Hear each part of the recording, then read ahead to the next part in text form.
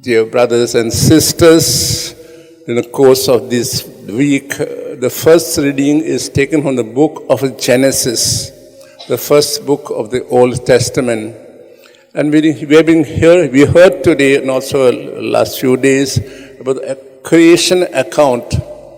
You must realize that the true creation account of man, that doesn't matter. What matters is God, out of His own goodness and kindness, wants to share this goodness of His pure love with others. And so He creates human beings and creation.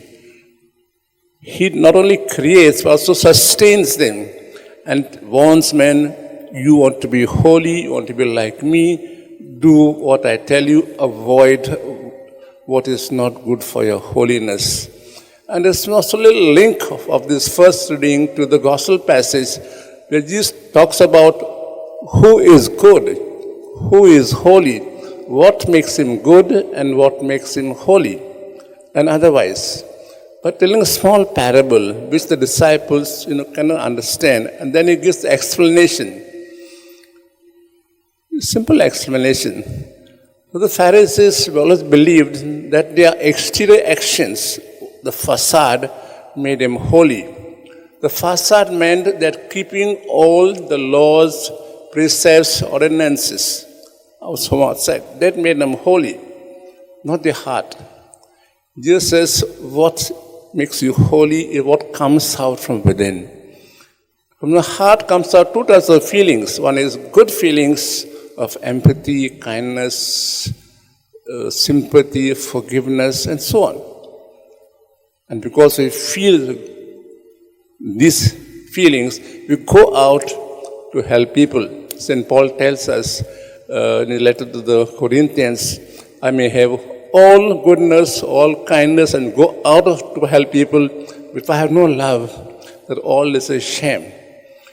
Jesus tells us today, make sure that from your heart comes out good feeling and not evil ones.